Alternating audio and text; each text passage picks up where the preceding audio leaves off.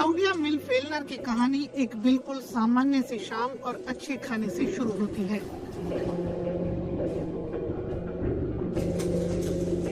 हालांकि कुछ ही घंटे बाद सब कुछ बदल जाता है। क्लाउडिया को नींद में समस्या है, त्वचा पर खुजली है और पेट में मरोड़े उठ रही हैं। आपको समझ नहीं आता कि आपके साथ हो क्या रहा है। जब आपको फुंसी हो जाती है, धड़कन तेज हो जाती है, पेट मरोड़ने लगता है और डायरिया शुरू हो जाती है, आप बिल्कुल डर जाते हैं। क्लाउडिया ने सोचा कि वो एक एलर्जिक रिएक्शन था, लेकिन किस चीज से? उन्हें लगा कि मांस होगा, लेकिन उनके डॉक्टरों ने इसे बेतुका माना। इस विषय की पढ़ाई में एक खास इम्यूनोलॉजिस्ट और डॉक्टर का नाम बार बार आता है, थॉमस प्लाट्स मिल्स।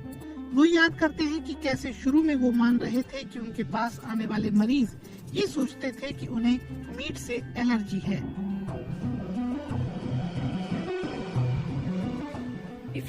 ये बिल्कुल अलग था और हमने ऐसी कोई चीज पहले नहीं देखी थी।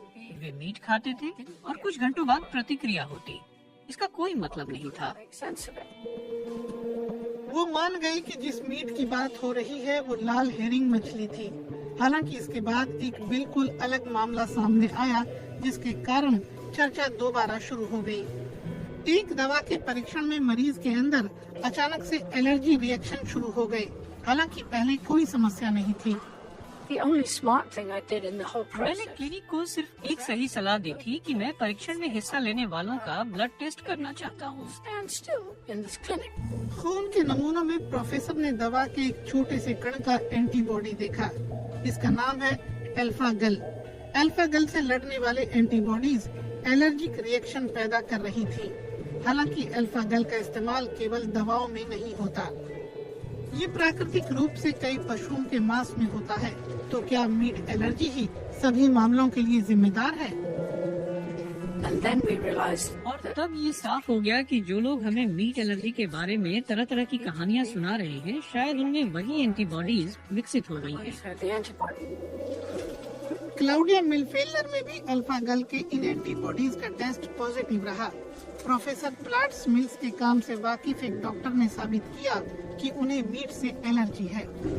हालांकि सवाल अब भी बने हुए हैं, आखिर ये मरीज जीवन भर बिना एलर्जिक रिएक्शन के मीट कैसे खाते रहे? तब थॉमस प्लाट्स मिल्स ने ध्यान दिया कि लगभग सारे मरीज अमेरिका के दक्षिण पूर्वी इलाके से आए थे। क्या समस्या का इससे कोई संकेत मिलता है? हमने जितने नक्शे संभव हो सकते थे सबको गूगल किया। नक्शे में मशरूम, कीड़े, इंसान का स्वभाव, ये या वो सब देखा और उसके बाद बीमारियों का नक्शा। और इसके बाद एक और बड़ी बात पता चली, जिस इलाके में मीट एलर्जी थी वहाँ एक और बीमारी भी मौजूद थी, रॉकी माउंटेन स्पॉटेड फीवर। खटमल जैसे टिक कीड़े से होने वाली बीमारी है। क्या ये संभव था कि मीट एलर्जी को शुरू करने वाला अल्फा गल टिक्स के जरिए मरीजों में आया हो?